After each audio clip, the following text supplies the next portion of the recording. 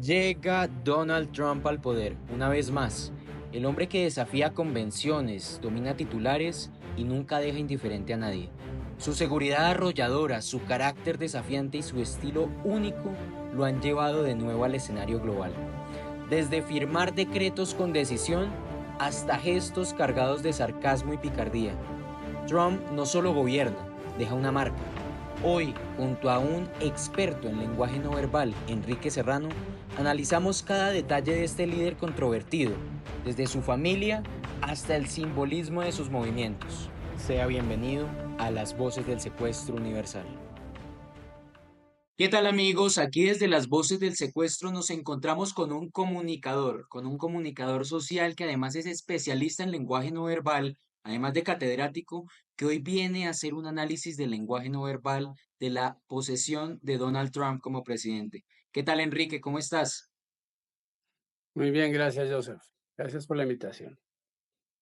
Enrique, para empezar a hablar de todo lo que pasó con la posesión de Donald Trump, me gustaría empezar a poner los videos para tener un análisis del lenguaje no verbal de todas las personas, empezando por Donald Trump, pasando por Barron Trump también y, ¿por qué no?, por Melania.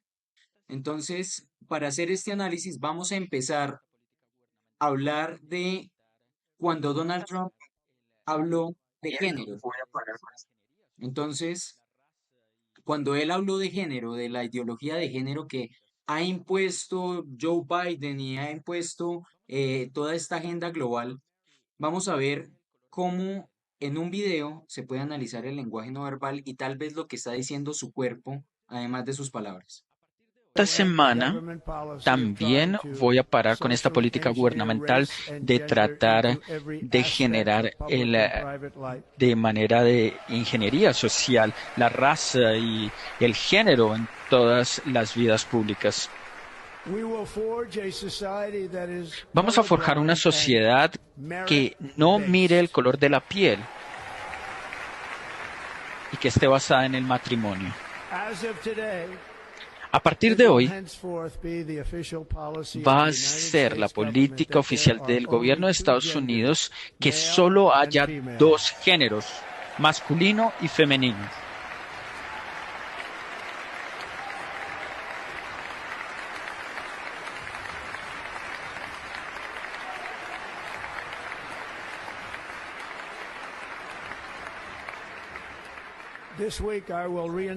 Esta semana voy a restaurar cualquier miembro del servicio que haya sido injustamente rechazado por no aceptar estas políticas inflexibles con pago remunerado completo.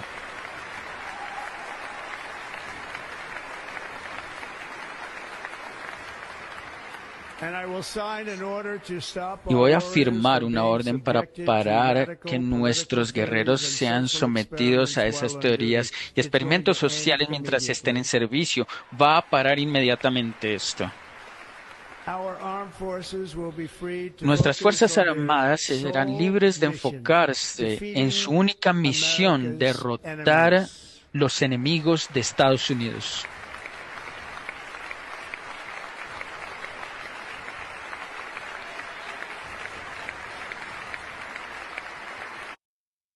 Enrique, como análisis de esto que podemos ver, incluso veíamos a Barron Trump que después de hace mucho tiempo de no verlo, lo vemos cabizbajo, normalmente lo vemos cabizbajo.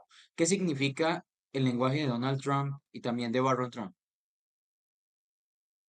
La verdad es que lo más interesante radica en que desde el punto de vista de los movimientos y de la mirada, que son como los elementos fundamentales sobre los cuales se pueden sacar conclusiones en el orden, digamos, no verbal en términos generales, lo más importante es la firmeza y la determinación, digamos, la sensación, la atmósfera de determinación que maneja Donald Trump toda su vida, pero que además seguramente le han enseñado sus asesores de campaña a enfatizar, a hablar de un modo contundente, concluyente, mirar a un punto fijo entre el público o escoger dos máximo para no dar la sensación de una mirada vacilante.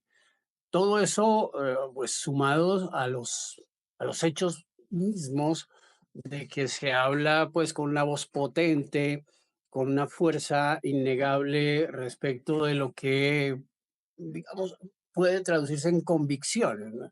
Entonces, esto ha sido universal en Donald Trump como político, incluso lo era cuando era solamente un jefe de empresa. Este se nota que es un tono y un modo de hacer las cosas y de hablar que lleva consigo desde hace muchos años, incluso si se miran, como hemos visto entrevistas de hace 40 años, la verdad es que en muy poco ha cambiado esa esencia fundamental de la determinación como paradigma de la actuación pública de Donald Trump. Con respecto a su hijo y con respecto en general al público, obviamente hay una tensión, pero una tensión alegre, una tensión, digamos, gozosa, que tiene que ver con el hecho de, pues, de la victoria y de su celebración, porque en realidad es una especie de celebración todo el asunto, y ese ambiente está connotado pues por las risas, las aclamaciones, porque se trata de una especie de discurso triunfal y pues no es para menos dentro de las circunstancias en las cuales se encontraba pues Donald Trump el 20 de enero. Enrique, y por ejemplo, uno se puede dar cuenta a través del lenguaje no verbal si una persona, no sé, está haciendo una falsa promesa o no. La verdad es que es difícil a través de lo no verbal, pero sí hay signos de reveladores, digamos, de una cierta condición de traición del pensamiento cuando el personaje que habla está vacilante o cuando necesita mirar a muchos lados simultáneamente, cuando no se fija de un modo contundente y concluyente en aquello que está diciendo. La verdad es que yo creo que en términos universales y desde la prehistoria, los seres tienden a verse persuadidos por aquellos que hablan con determinación, que actúan y se mueven con una especie de seguridad en sí mismos que se transmite al público. En este caso es un discurso al público, es una arenga, digamos, es una manifestación de fuerza y de poder, y por eso, pues los gestos universales son esos. Obviamente, algunas personas más suspicaces se dan cuenta de pequeños matices ya derivados del contenido de lo que se está diciendo, pero lo gestual, lo no verbal es, como digo, fuerza, poder, convicción, incluso un Seguridad. cierto espíritu avasallador. Claro, o sea, lo más vacilante es el que busca con la mirada, digamos, como una escapatoria. Eso no lo vemos en Donald Sí. Trump, definitivamente. No lo vemos. Primero porque está muy convencido de lo que está diciendo y segundo porque tiene mucha experiencia en el manejo de públicos.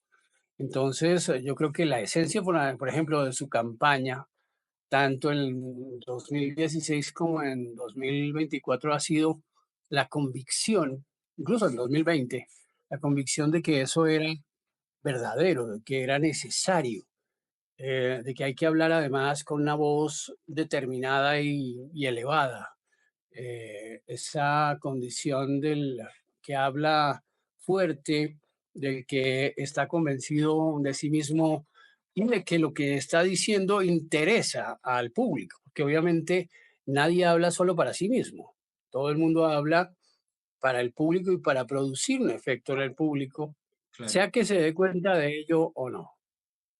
Vale, perfecto. Entonces vamos con el siguiente clip, que es donde Donald Trump empieza a hablar de cómo otros países han prácticamente desocupado cárceles y centros de cuidado mental en Estados Unidos, porque son las personas que han llegado a Estados Unidos y que no han aportado, la parte que ha llegado a Estados Unidos y que no ha aportado nada.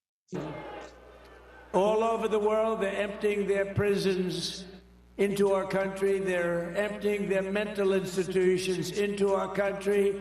It stops as of 1 o'clock this afternoon. Okay? It stops. Vemos lo mismo, ¿no? Vemos lo mismo, esa seguridad, no hay vacil en la mirada. ¿Qué puedes ver tú? Sí, efectivamente, está leyendo. Cuando alguien está leyendo, sabe claramente lo que va a decir y por tanto no vacila respecto del contenido, lo que dice. Pero sabe que lo que realmente hace enfático y creíble el discurso es lo gestual, es decir, esa condición de autoridad. La autoridad desde la antigüedad es una especie de velo que rodea al individuo a través de sus movimientos, de sus reacciones, incluso de cómo él cree que lo ven los demás. Es decir, una persona ya anciana, respetable, que habla desde la experiencia. La verdad es que en un mundo como el que vivimos hoy, con tantas transformaciones, la idea de la experiencia había estado en muchos aspectos devaluada o, digamos, había perdido reconocimiento y legitimidad.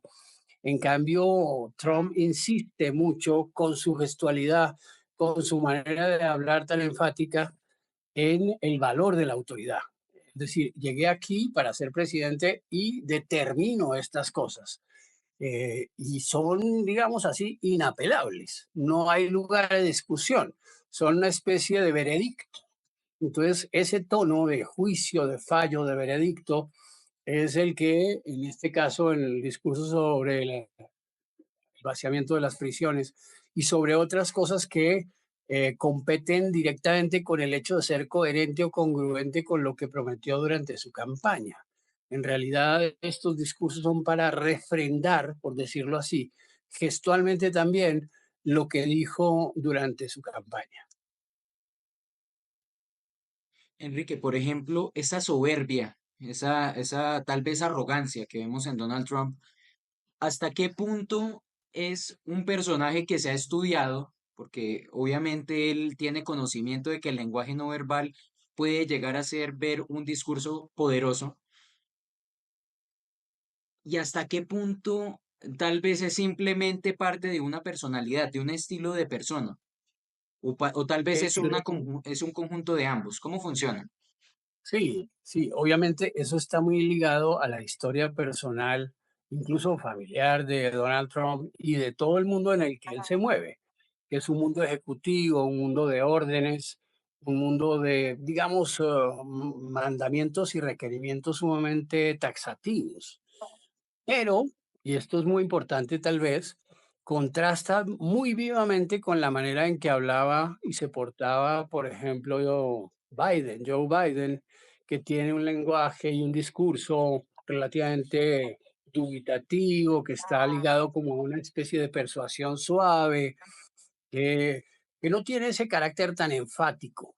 En realidad, si uno mira, y no solo en el caso de Trump, en el mundo entero, las figuras de poder están ligadas a esa soberbia de la que usted habla, que es reprensible para algunos, es decir, le cae muy mal a un grupo de gente, pero a la mayoría, a la inmensa mayoría la convence. Es decir, le está demostrando que aquel individuo que está hablando así responde personalmente por el contenido de aquello que está diciendo. Es decir, puede ser confiable, incluso puede ser llamado a cuentas y va a responder con la misma energía.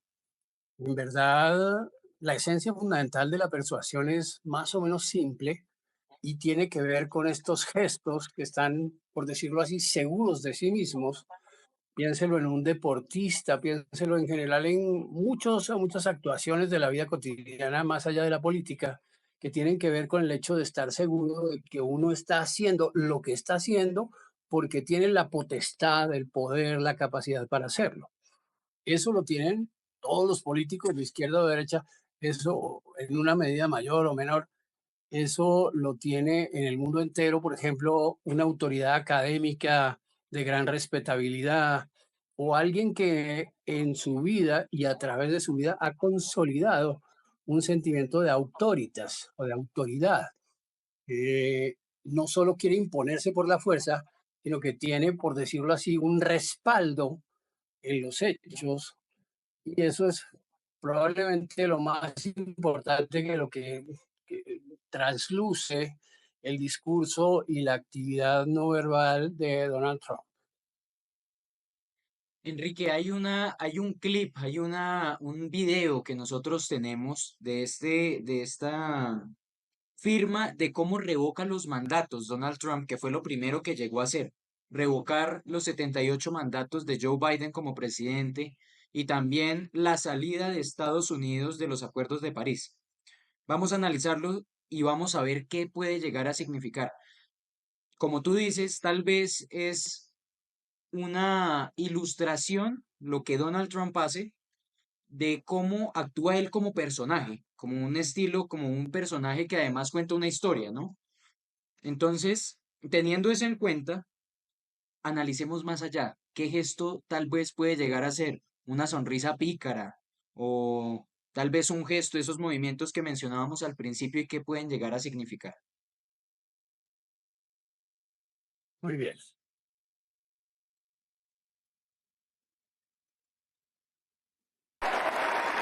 Thank you, sir. The next item here is the withdrawal from the Paris Climate Treaty.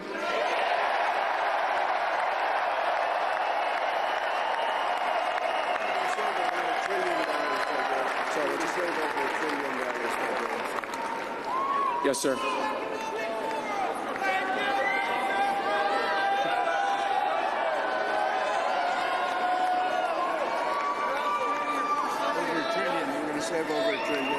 We're going to save over $1 trillion by withdrawing from that treaty.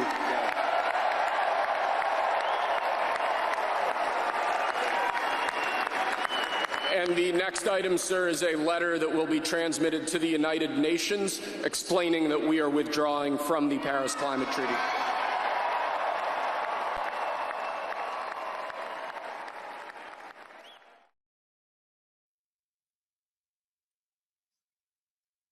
Vemos incluso cómo Donald Trump, Enrique, que quiero que me puedas explicar, tal vez para entender un poco más ese comportamiento, nunca baja la cabeza, siempre tiene la cabeza levantada y por mucho movimiento gestual es levantar las cejas solamente. ¿Qué puede llegar a significar todo eso? Sí, es que en verdad la estrategia de comunicación no verbal de Donald Trump es fuertemente hierática.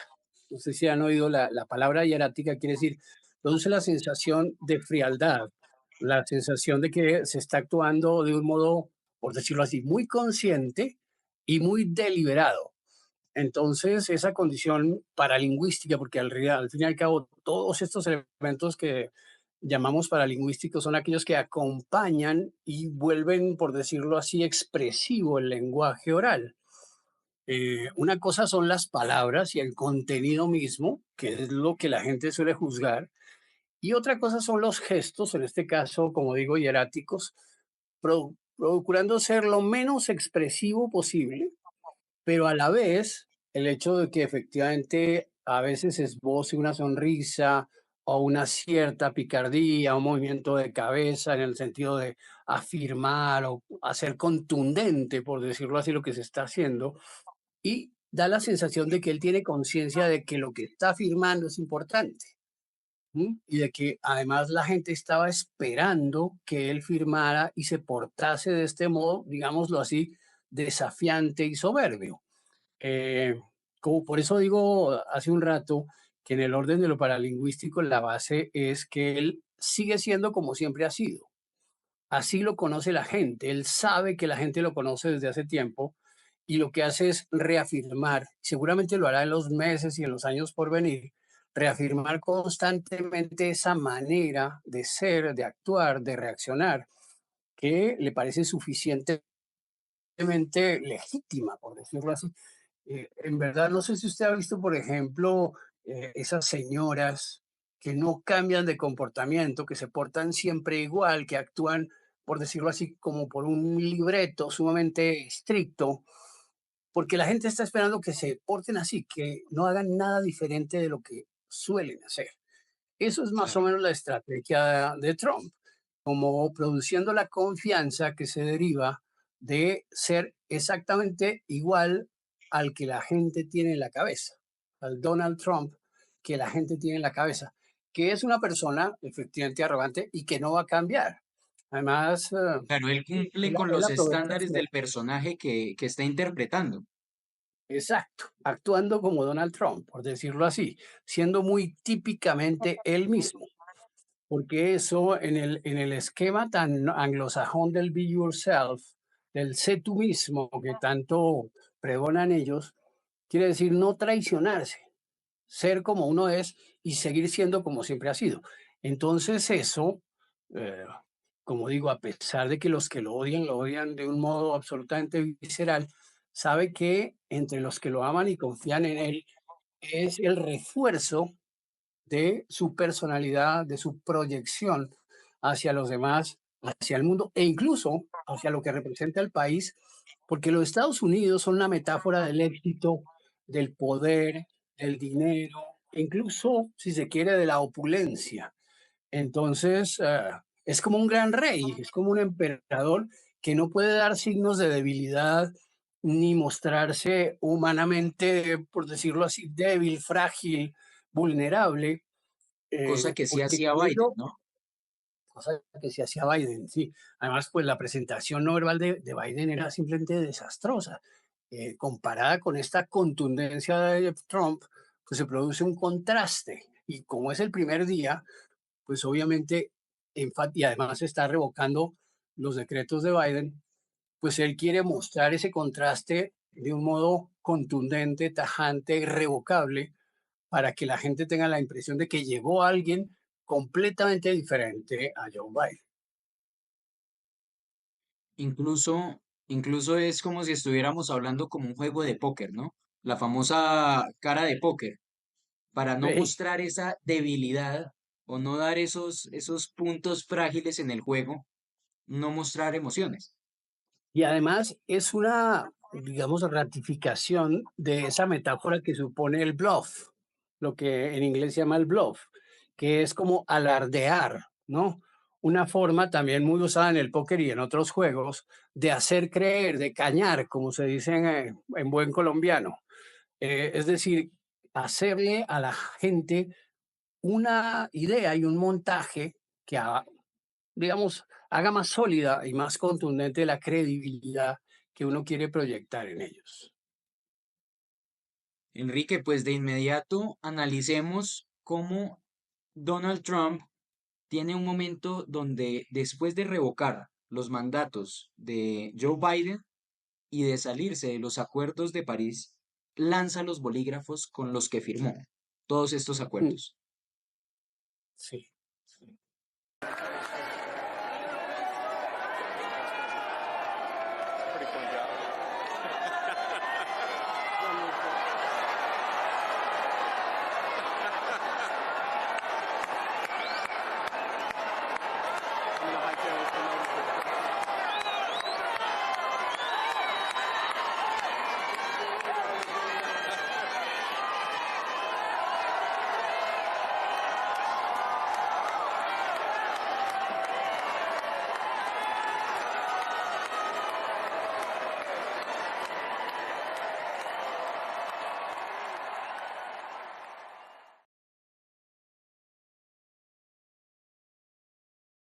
Mira, La personalidad que tiene, ¿no? Mm. sin duda muy revelador. Si se mira, tiene muchas cosas interesantes este video, este trocito de los bolígrafos, porque tiene que ver con un poco la idea del vencedor desafiante, es decir, el que ya noqueó al adversario y por tanto está celebrando su triunfo y además al lanzar los esferos, etcétera, pues marca primero que ya no hay regreso de esas decisiones tomadas y segundo, que tal vez más interesante, que él es capaz de un cierto humor, de un cierto juego sardónico, que le entiende los chistes, que es, por decirlo así, una persona y un sujeto completamente a cargo de lo que incluso sus enemigos le echan en cara. Esa condición de soberbio, desafiante o de triunfalista. Pero curiosamente eso es lo que transmitió en toda su campaña y eso es lo que los Estados Unidos tradicionales, en buena medida, son varios Estados Unidos los que estaban jugando y disputando en la campaña presidencial. De un lado, los Estados Unidos de Trump, que en buena medida son todos los Estados Unidos del siglo XX, es decir, aquellos que estuvieron signados por victorias tras victorias y por convicción de poder cada vez mayor, mientras que los Estados Unidos de Obama, los Estados Unidos que transmite, qué sé yo, Hillary Clinton o el propio Joe Biden o la propia Kamala Harris, son más bien conciliadores, dan una impresión de debilidad. En realidad está luchando y estará luchando los 4 años por desterrar esa idea de debilidad que ha quedado en el mundo entero, de que los Estados Unidos, por decirlo así, transigen, incluso con cosas pesadas o peligrosas o cuestiones que en buena medida perjudican al propio público estadounidense. En ese orden de cosas, yo creo que, aunque parezca nostálgico y en buena medida casi chocante, esa era la imagen que él quería transmitir y esa es la que está transmitiendo. Y en esta escena de los bolígrafos se da la impresión de que es para siempre, es decir, de que ha regresado, como dice en su lema de campaña, eh, la vieja América, o la idea de América triunfante y desafiante ha regresado. Y con ello, pues simplemente es consecuente o es, por decirlo así, coherente en relación con lo que tradicionalmente ha sido durante toda su vida.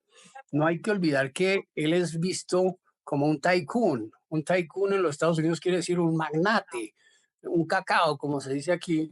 Es decir, alguien poderoso, alguien que tiene la vida resuelta, pero que además ahora apuesta por ayudar a que la resuelvan los demás. En buena medida Ah, también es una manifestación de, por decirlo así, altruismo y generosidad, aunque es que ahí pocos tenemos puedan dos paralelos, interpretarlo. ¿no? Ahí tenemos dos paralelos porque mencionabas que Trump es la representación de Estados Unidos del siglo XX y mira que es un análisis, además del lenguaje no verbal, incluso histórico y cultural, para poder entender bien qué es lo que está expresando. Porque Donald Trump representa a Estados Unidos del siglo XX, que es el vencedor, el ganador de guerras, de la era de la opulencia, como lo decías, de Estados Unidos. Obama, Kamala Harris, Joe Biden, todos son los que se muestran tal vez más humanistas, pero humanistas en solo el discurso. Ese Sí, es el contraste que tenemos, ¿no? Porque entonces Donald Trump es incluso, se puede ver como un filántropo, se puede ver como un filántropo que en últimas está liderando la libertad de un país para que vuelva a ser opulente sin tener la necesidad de arreglar su vida. Simplemente lo hace por su país. exacto. Ese es el contraste. Además, hay algo muy interesante que dijiste, Enrique, y fue que Donald Trump en el lanzamiento de los esferos, de los bolígrafos, simboliza una cosa y es no hay vuelta atrás. No hay vuelta atrás y eso es muy importante y creo que es el mayor mensaje con más fuerza en ese video. Cierto, cierto. Quedó firmado para siempre. Como ellos mismos dicen, it's written, está escrito. Entonces tiene la fuerza del destino, por decirlo así, esa irrevocabilidad del destino. Y eso es lo que probablemente más convence a la gente, incluso más allá de que el tipo seguramente se equivoca, y se puede equivocar como cualquier político, etcétera, y cometer errores. La idea de que está convencido de que lo que está haciendo es verdadero es muy contundente. En cambio, los demás, lo que ahorita mencionabas, están llenos de dudas y siembran dudas sobre incluso la fuerza de los Estados Unidos en el sentido del gran poder o la gran fuente de poder que aspira a una legitimidad, digámoslo así, recíproca del resto del mundo. En un mundo que tiene ya no una potencia, sino muchas, y que se esfuerzan por desafiar a los Estados Unidos. Es decir, una de las cosas más interesantes que hay detrás del discurso de Trump es que él sabe que millones, quizás cientos de millones, miles de millones odian a los Estados Unidos, pero a la vez lo envidian, a la vez recelan y si tuvieran la oportunidad de ir a vivir a los Estados Unidos, no vacilarían en ir, como efectivamente ese río constante de migrantes y de solicitudes que el país recibe. Esa es, por decirlo así, la manifestación del triunfo. Entonces, esa condición triunfante es la que él quiere reconstruir con su discurso y con su discurso no verbal. Sin duda, Donald Trump busca una cosa y es ser pícaro. Ser pícaro. Él es pícaro en su personalidad. Su personalidad, además de arrogante, es pícara. Que bueno, tal vez es un matiz de la arrogancia. Entonces, así debió terminar Donald Trump, eh, extasiado, tal vez con una sonrisa pícara, de solamente levantar un lado de la sonrisa.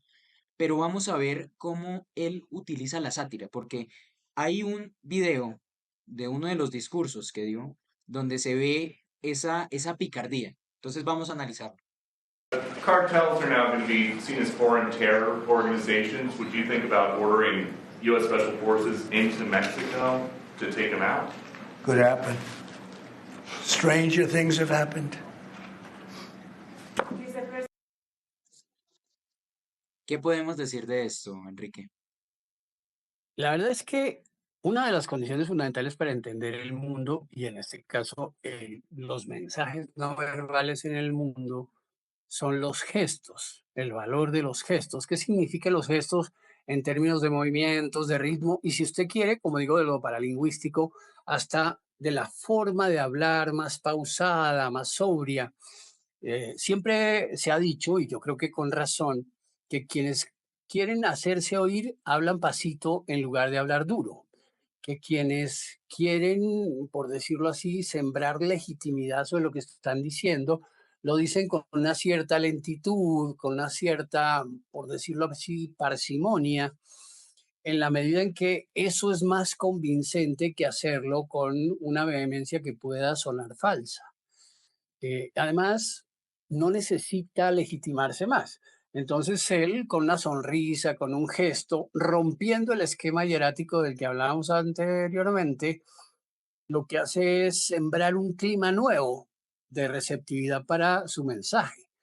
Y pues sin duda el mensaje que quiere transmitir es yo estoy a cargo. O sea, constantemente lo que quiere decir es ahora llegué yo, ahora estoy a cargo, ahora, por decirlo así, los que confían en mí pueden confiar en mí de manera plena. Porque hay alguien, yo decía en alguna parte que la diferencia fundamental entre Biden y Trump es que Biden producía la sensación de vacío, de que los Estados Unidos no tenían posición sobre los temas del mundo. Y en cambio, Trump es muy enfático en producir la sensación contraria, es decir, aquí hay alguien que tiene un punto de vista y ustedes tienen que someterse al peso de ese punto de vista, de esas convicciones, de esas ideas, de esos valores. Esto es curioso considerando además que está rebatiendo ya no solo a Biden, sino a todo el mundo woke, a toda esta tendencia tan contemporánea de, por decirlo así, una vacilación permanente, un intento de no ofender, una especie de, por decirlo así, buenismo artificial que produce una sensación de confianza en algunos, pero de gran desconfianza en aquellos que están esperando una posición firme. Entonces, es eso, la sensación de firmeza que en la voz, en los movimientos de la cara, en los movimientos de la cabeza que está, por decirlo así, girando, respondiendo enfáticamente y respondiendo también pícaramente, exacto, en la condición del doble juego que supone el humor. El humor consiste en hacer que la gente sienta que algo no es tan serio como parece, a pesar de que sigue siendo serio. De que alguien está a cargo y de que alguien humano está a cargo de una determinada cosa. Pero eso no le quita ni un pelo, al contrario, incluso le agrega prestigio y legitimidad que se está diciendo. Claro, porque en últimas creo que es un factor psicológico de las personas ver cómo el humor le baja la calentura al ambiente, ¿no? Le baja la temperatura. Pero de todas formas, creo que incluso, como tú lo dices, Enrique, puede ser incluso más retador. Puede convertirse en algo más retador esa burla a cosas sorprendentes pueden pasar y dejarlo en punto suspensivo para dejar, como quien dice, se la dejo ahí. Es lo Sí, que quiere hacer, ¿no? claro, plantea incluso un desafío. El humor es en buena medida desafiante y produce en el público la sensación de que algo, digámoslo así, quizás sorprendente, pícaro, interesante va a pasar.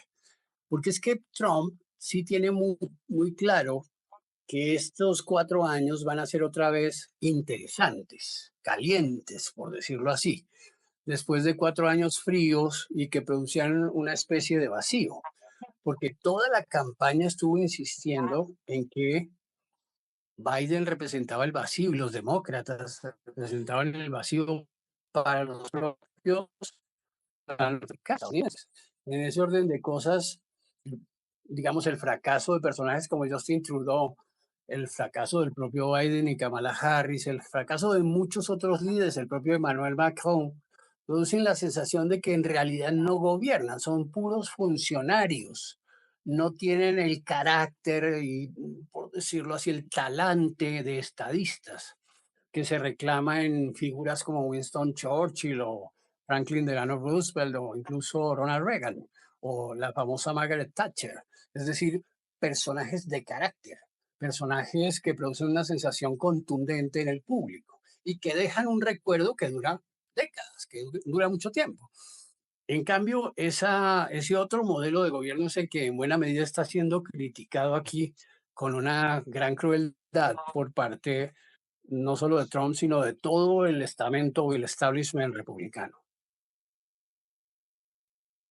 Es ese buenismo artificial que mencionabas, me quedé con ese término, me quedé con ese Sí, término que es la apología a ese buenismo artificial y que la pelea la hace la seguridad que tiene tal vez un mandatario con mucha más fuerza, ¿no?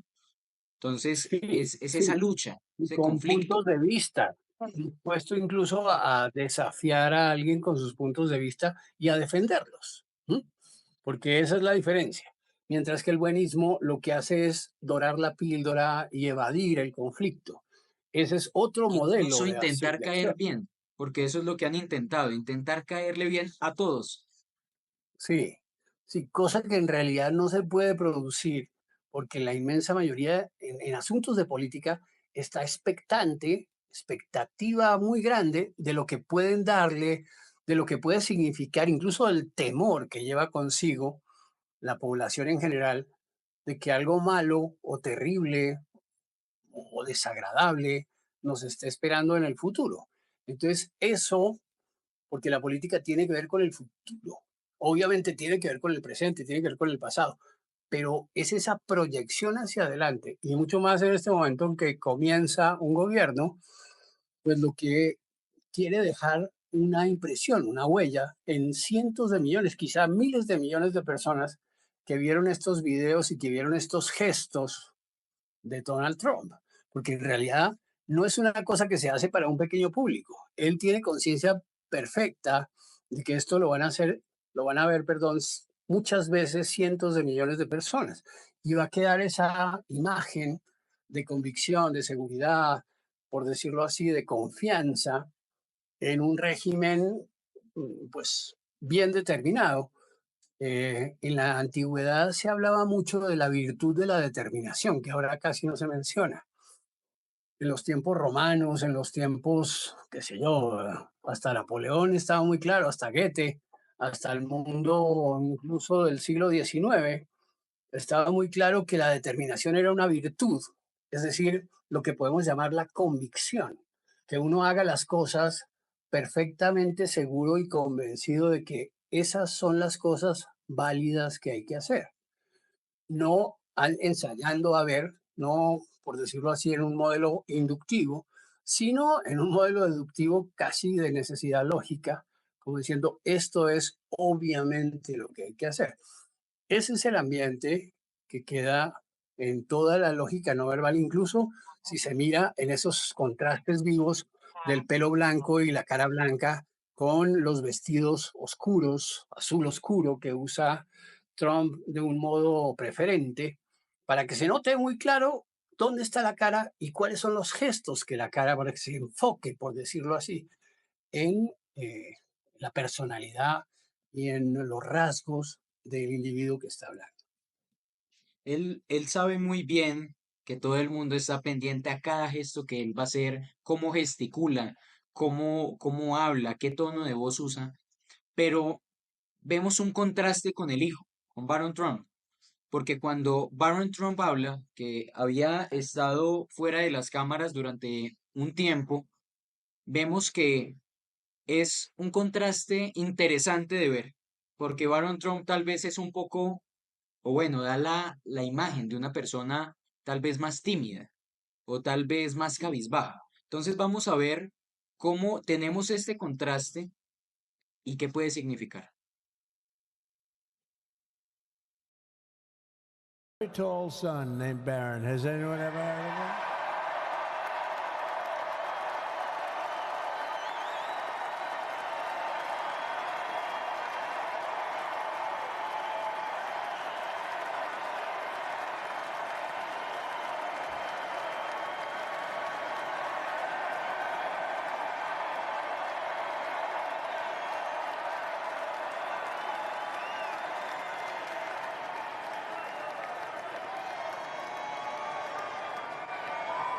Thank you.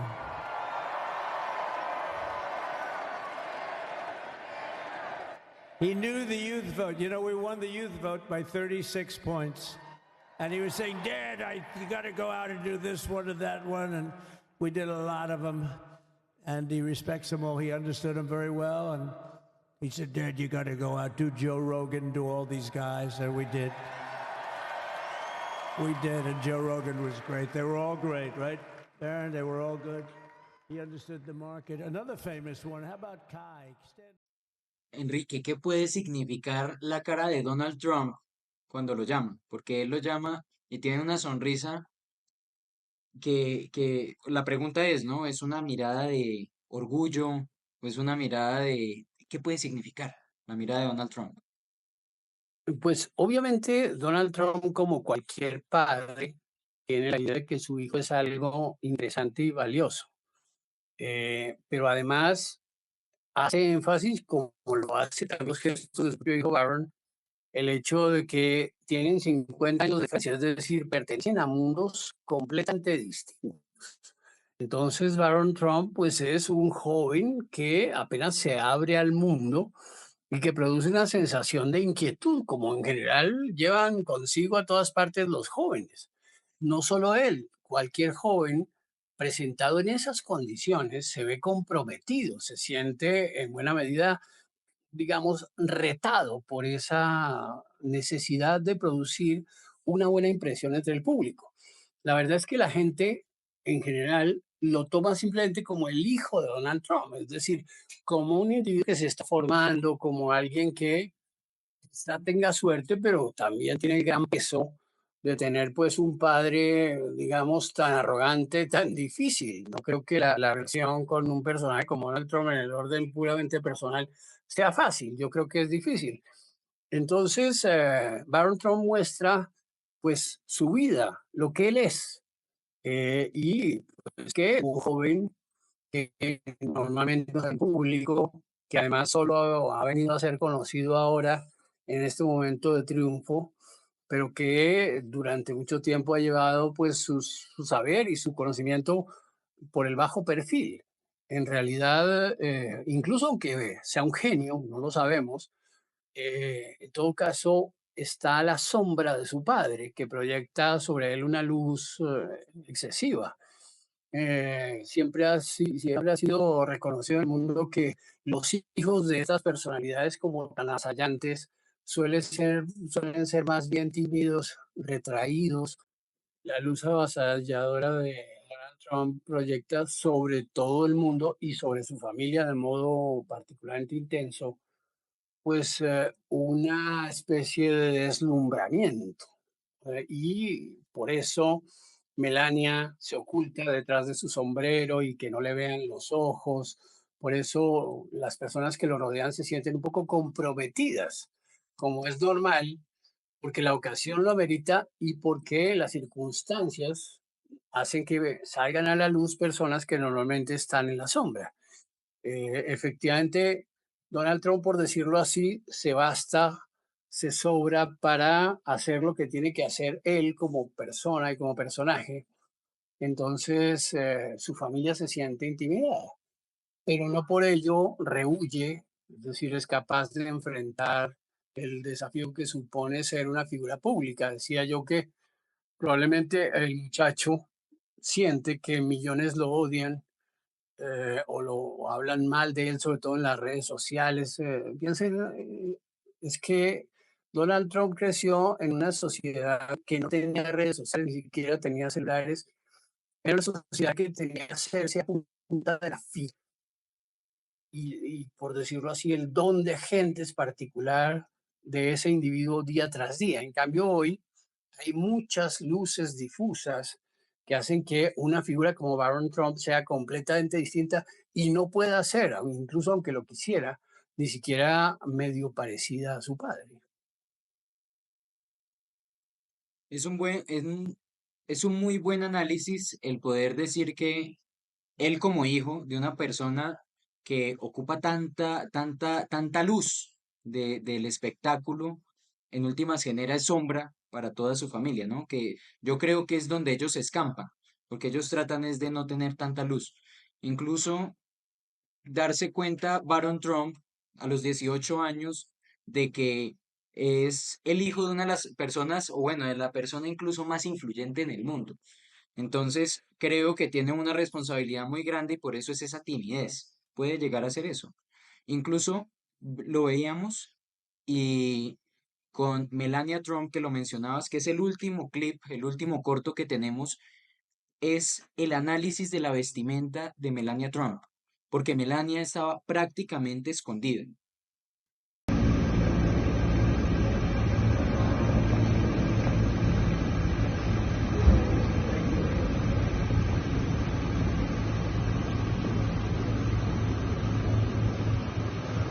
Bueno, hay que decirlo, ¿no? Barron Trump es gigante.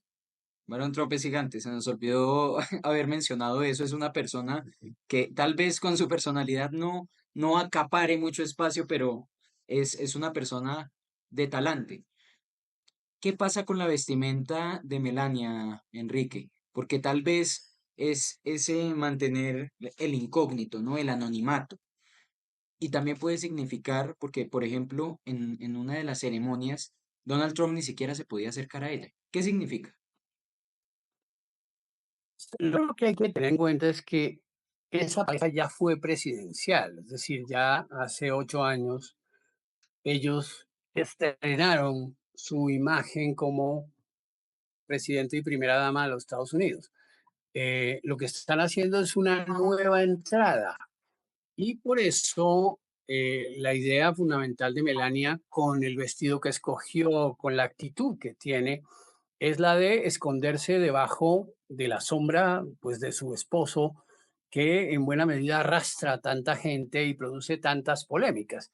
Y además concita las miradas de todo el mundo. Entonces ella, para protegerse, usa básicamente el patrón de la elegancia, sobre todo ese modelo británico de la elegancia, que dice que brilla más aquel que no pretende brillar, que atrae más y crea más inquietud a aquel que de ninguna manera quiere llamar la atención.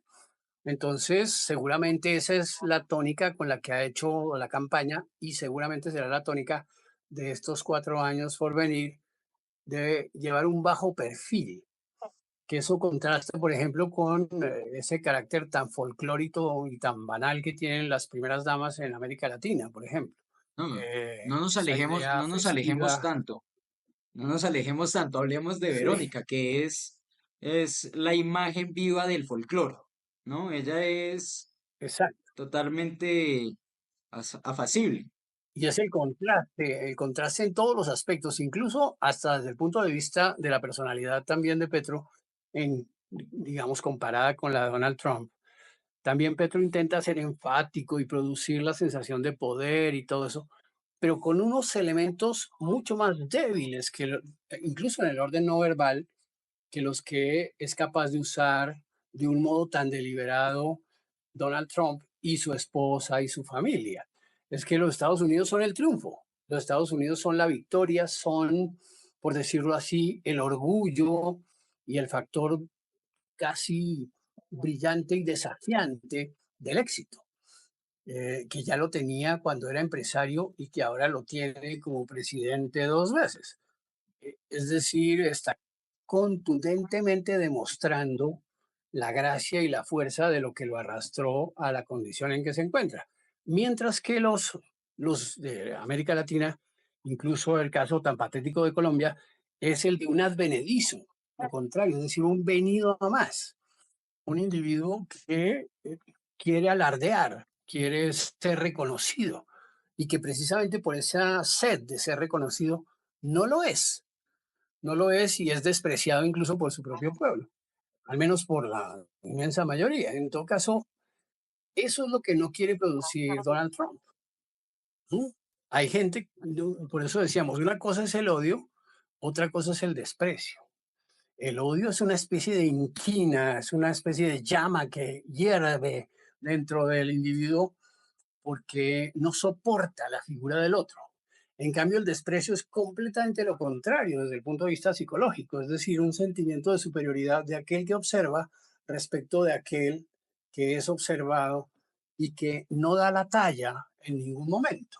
Por decirlo así, lo mismo pasa con las primeras damas. Una cosa es un bajo perfil y otra cosa es el desprecio o el menosprecio, otra cosa es la insignificancia. Es muy duro decirlo, pero efectivamente hay personas que a pesar de su esfuerzo proyectan insignificancia, mientras que algunas otras proyectan una cierta gracia y majestuosidad natural, por decirlo así, propia de sí mismo y que irradia desde dentro y que produce en los demás legitimidad, respeto, autoridad. Creo que como último punto, Enrique, sería bueno hablar de cómo Donald Trump parece un león, cómo él intenta verse majestuoso, ¿no? Y cómo tenemos un contraste con Petro, que él quiere verse del común. Entonces, ambos son fieles a la imagen que quieren representar, pero esto en el lenguaje no verbal, ¿qué significa? El verse majestuoso y el verse del común. Pues obviamente el verse majestuoso es una sobradez que está convencida de que vale la pena, él vale tanto la pena que no tiene que ocultar, por decirlo así, sus virtudes, sus atractivos. Hay gente, probablemente, obviamente, ya en el orden puramente político e ideológico, que piensa que no lo consigue, pero en realidad Donald Trump lo ha conseguido desde hace muchos años. Por eso yo recomendaría que vieran los videos de cuando era un empresario en Nueva York en los años 80, o los años 90, que era joven y que tenía simplemente este carácter de un seductor empresario, dueño de empresa, de dinero, un rico, un claro tycoon estadounidense. Ya tiene 78 años, pero ha logrado todo lo que se opuso. Mientras que, en realidad, el que transmite derrota no puede evitar transmitirla y reflejarla a pesar de las circunstancias. ¿Sí? La gorra de Petro lo hace ver ruin, insignificante, como precisamente es el proletariado en los Estados Unidos. Es decir, una persona que busca algún tipo de reconocimiento, aunque sea en las orillas o periférico, en las márgenes, pero que no da la cara realmente, ni siquiera el gesto, ni siquiera esa condición fundamental que es fijar la mirada, fijar los ojos en el objetivo de aquello que uno está, a lo que está dirigiéndose, porque mirar de frente es la diferencia más importante. Sin duda, la base fundamental de lo no verbal está en la mirada. Los gestos más importantes son los movimientos de la cabeza, de los ojos, y en general la posibilidad de que la mirada se fije en algo produce, incluso aunque la persona esté hablando de una tontería, la sensación de credibilidad y de respeto, cosa que, en cambio, aquel que desvía la mirada pierde, aunque esté diciendo algo muy importante o muy cierto o muy trascendente.